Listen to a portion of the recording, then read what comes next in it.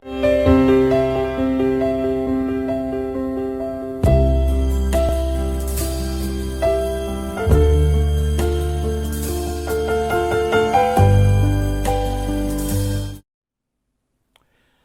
if you recall, we were discussing regarding condensers, and initially I have shown you in our last lecture I have shown you a power plant condenser, which is also known as a surface condenser, and we like to continue with surface condenser. But before doing so, what I like to do, I like to go back to my previous lecture, because the last slide I have told very important, I have supplied very important information to you. I like to stress upon it. So, if I go back to my previous lecture, this was the last slide of the previous lecture. So, here you see that Nusselt film condensation we have used. So, let me tell a few things regarding this, and then again we will go back to the current lecture. So, you see the Nusselt film condensation theory is very unique theory in heat transfer. Sorry. So, what Nusselt did? Nusselt first did this theory for a vertical flat plate. So, let us say this is a vertical flat plate, and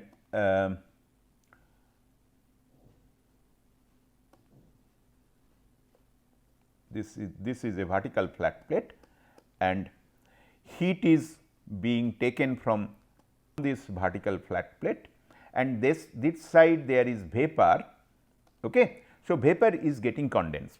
So, we will get a film of condensation like this. I have shown an exaggerated view, but this film will be really thin, and then he has made quite a few assumptions, and based on that assumptions he has determined what could be the heat transfer coefficient and Nusselt number, and also average Nusselt number.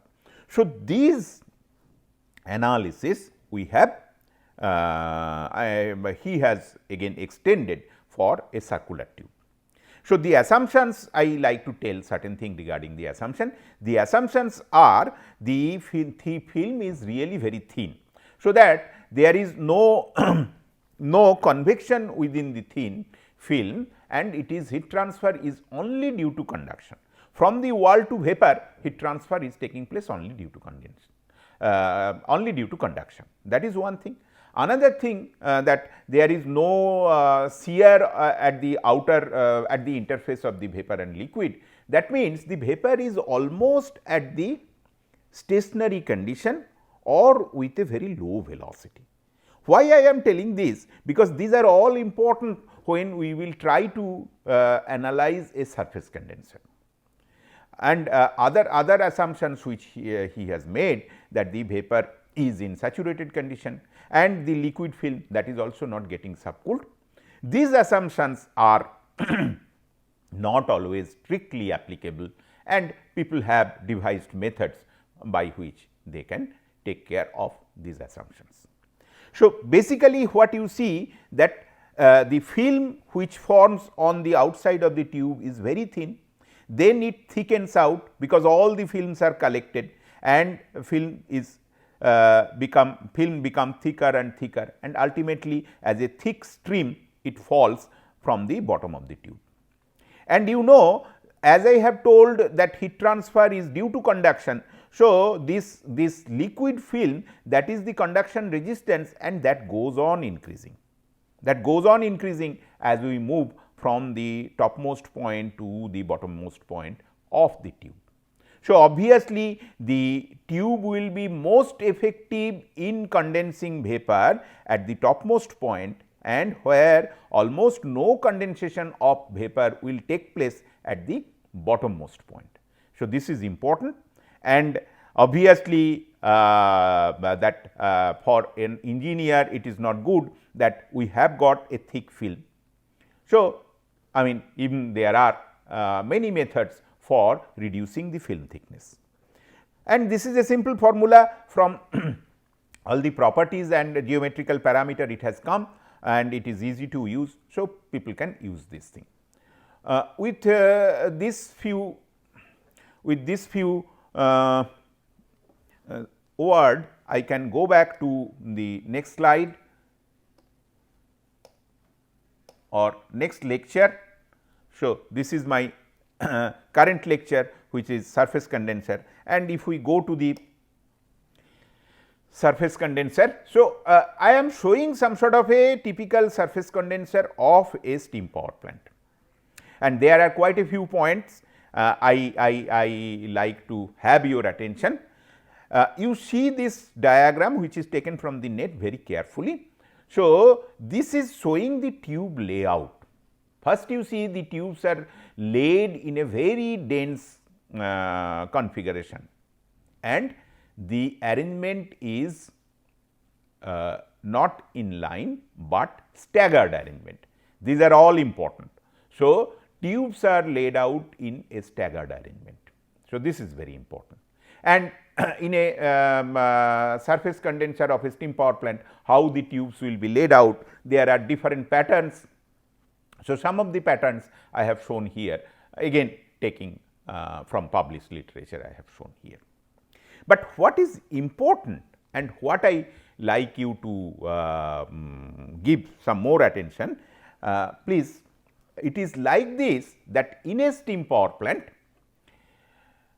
steam is condensing in the condenser, and steam is condensing in a condenser with the help of water which is taken from the ambient atmosphere. So, the temperature of the cooling water could be 30 degree, could be 25 degree, and in cold country it could be 10-15 degree, even lesser than that. So, near that temperature if the steam has to condense, then the steam pressure is subatmospheric pressure. So, in part of the circulating fluid loop of a steam power plant, the fluid is at a pressure higher than the atmospheric pressure, and at part of the loop the pressure is below atmospheric pressure. So, what will happen?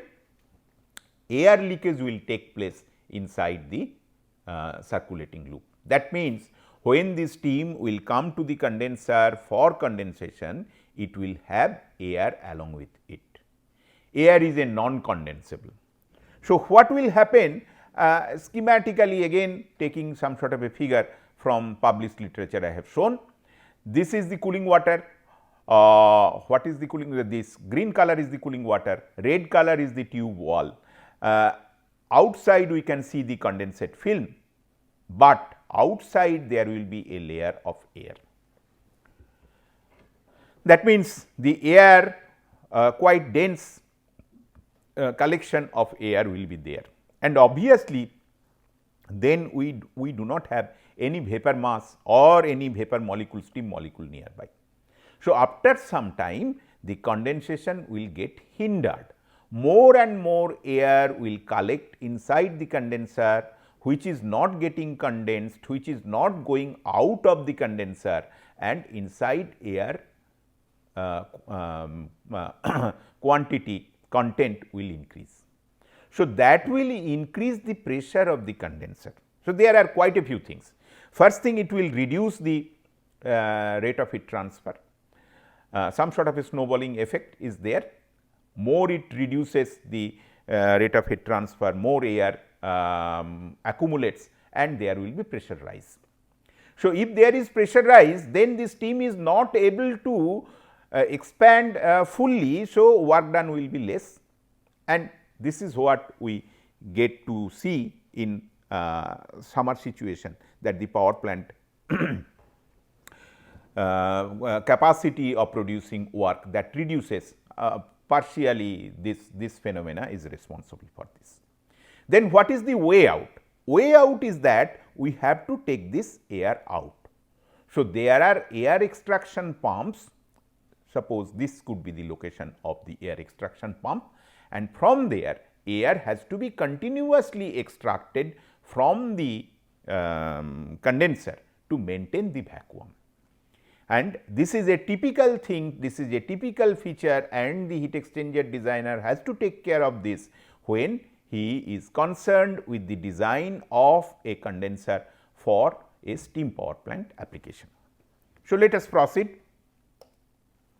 Here I have shown two very common situation of steam condensers, and these are basically tube layout, and here you see there will be some sort of greater density of coolant tubes. So, here we will have more cooling capacity, more vapor will be cooled, and air can get separated from vapor very easily, and then it will be taken out by some air extraction pump. So, it can be taken out from this bottom portion, or it can be taken out from the central portion. The main issue here is that we have to have good cooling where air extraction point is kept, so that we are not taking out vapor, we are only taking out air. And also if you cool, the air density will increase, so we have to handle lesser amount of air volume. So, that is also a secondary point. So, this is one of the very unique design feature of our surface condensers. Okay. So, let us here I am showing this figure once again. I have shown it in my earlier lecture, here I am showing it once again. So, as I have told that though we like to have dropwise condensation for obvious reason of very high rate of heat transfer, we are unfortunate that we cannot sustain dropwise condensation on commercial tube surfaces. There are certain tubes which are costly, clean environment they can be used, and they can sustain dropwise condensation for longer period. Lot of research is going on, but that is not for your steam condensers. Steam power plant still we have film wise condensation. So, if we have got film wise condensation, water film or condensate film is forming. Then where that condensate film will go? Due to gravity it has to drain, that is what has been shown here. Now, if it drains, what happens? Where it will fall? It will fall in the hot well of the condenser ultimately, which I have shown in our earlier lecture, but before that it will fall on the tube which is right below it.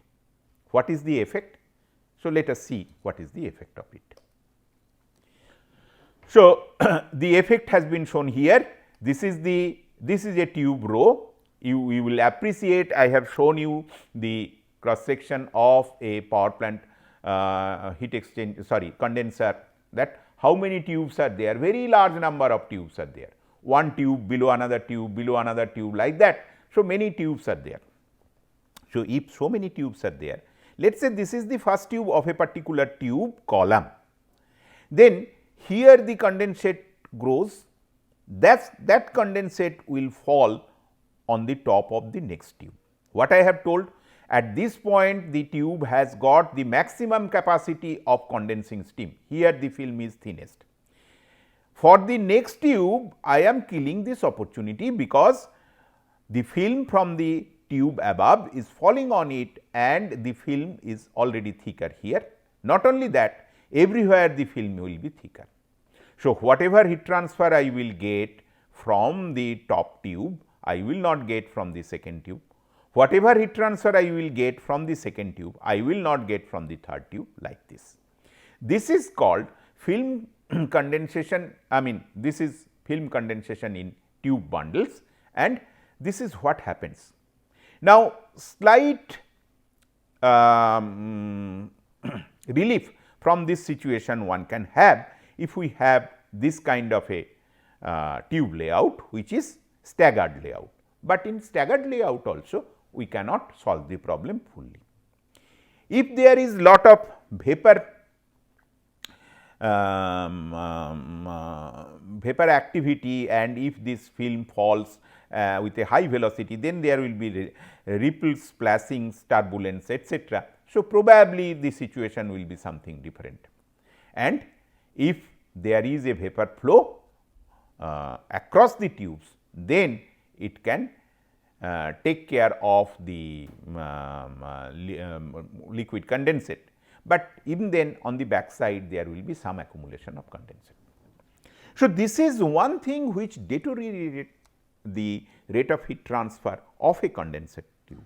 This diminishes the rate of heat transfer of a condensate tube, and we are not concerned with one tube or see, if we see again, I will take you back to some figure earlier.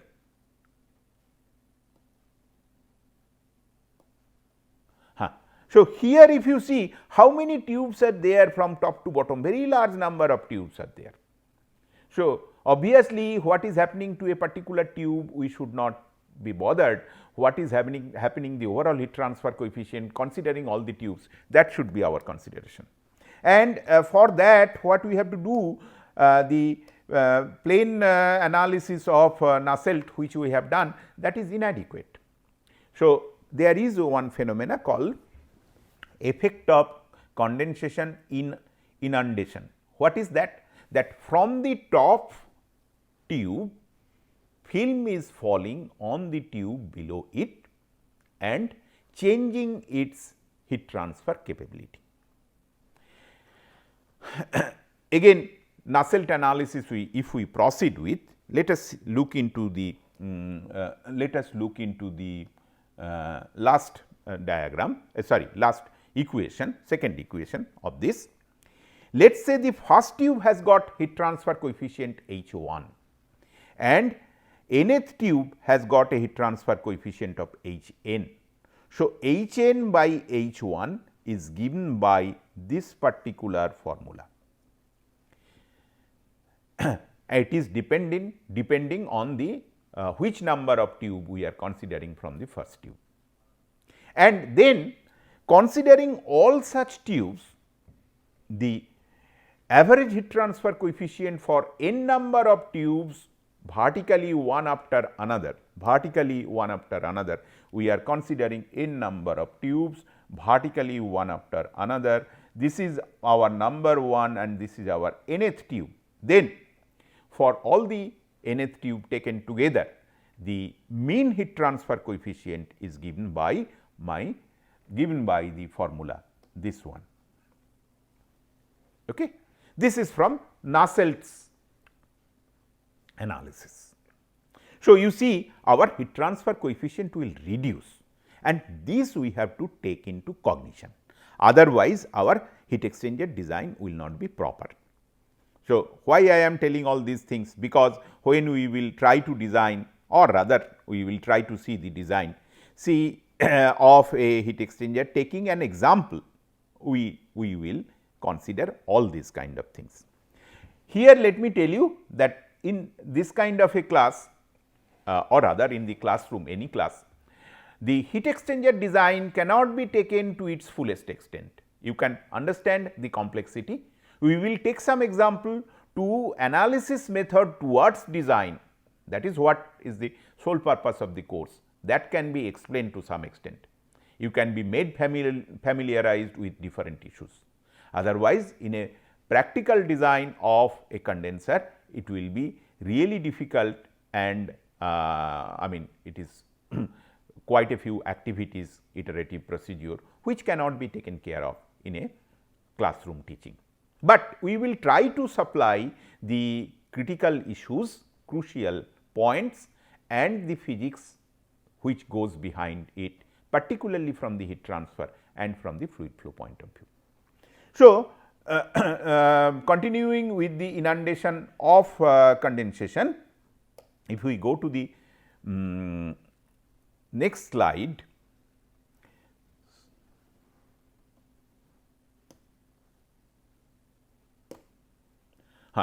So, Carn has proposed, actually Carn, D. Q. Carn, he has got one very he is a stalwart in the field of process equipment, and he has got one book which you may refer also, that is process heat transfer and heat transfer equipment designs are discussed there.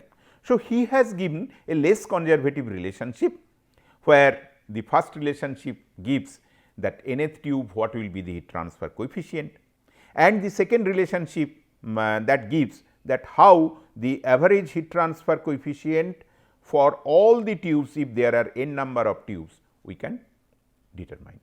So, that means, the first tube analysis will be done by Nusselt analysis, and then for average heat transfer coefficient we have to reduce the heat transfer coefficient obtained from Nusselt analysis, and the factor by which it has to be reduced is given by the formula shown in the last slide, and it can also be from the formula it is shown here. And then experimentally people have got some value. So, the experimental value is like this, and you see experimental value is having some sort of a constant plus some sort of a power of n, where n is the number of tubes in a particular column. So, this is regarding inundation of the condensate film, and which is very important when we will consider the condenser design. So, we will keep it in mind and let us proceed. So, next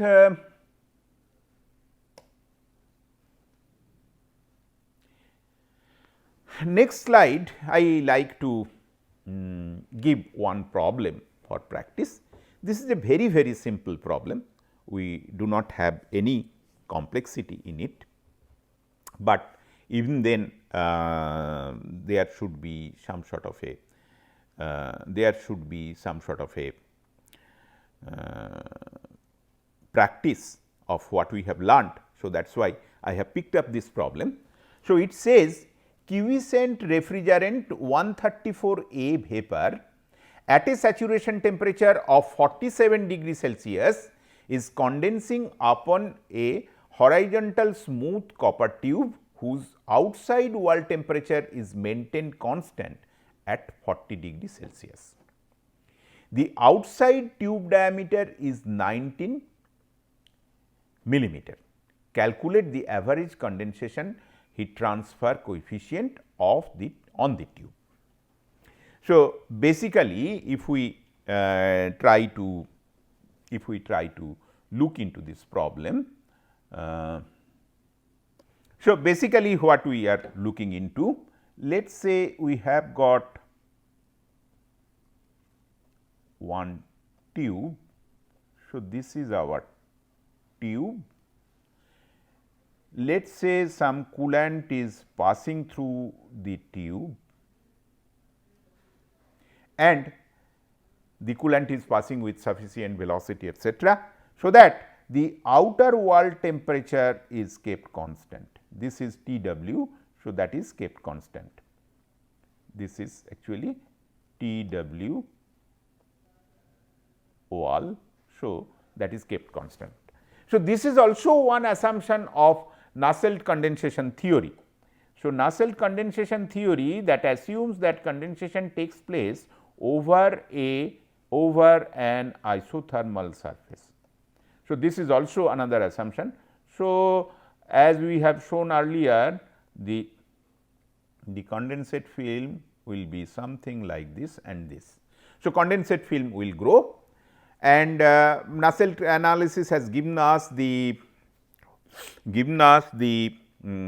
value of average film thickness over the surface, over the tube surface. So, directly we can use this, and then if we go back to our previous, the average heat transfer coefficient can be calculated using Nusselt expression equation some equation number we have given which is irrelevant, but the equation which I have told you,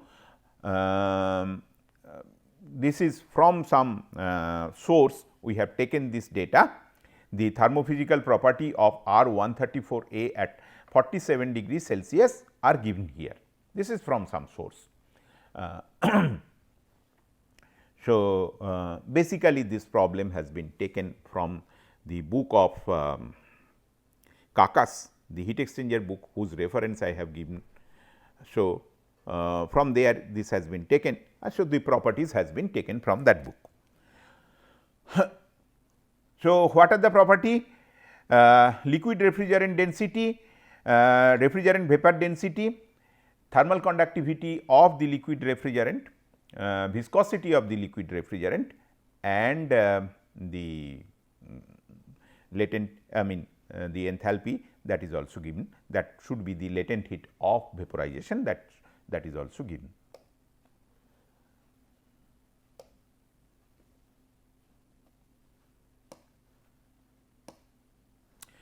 Then substituting the equation related to overall heat transfer coefficient, this is just one line. So, we will substitute this one and we will get the mean heat transfer coefficient like 1620.8 watt per meter square Kelvin. So, this is simple, just to show how to use this thing, which properties are relevant, and this is what we have done, and probably this kind of problem you have done already in your heat transfer course. But before going to a really difficult example, we like to show this problem. With this we will come to an end of today's lecture, and then we will proceed. We have seen condensation on a single tube, then we will see on multiple tube, and probably we will go to a heat exchanger, particularly the thermal aspects of it. So, some of the points which I have told are very important. Please have a look into that. Inundation of condensation in condensation, particularly when there is a column of tube, that is very important, because that has got its effect on the entire condenser design, and particularly relevant for steam condenser design. So, this is one point I would like you to give an attention, and probably you can also look into literature from internet to know more about it. Thank you.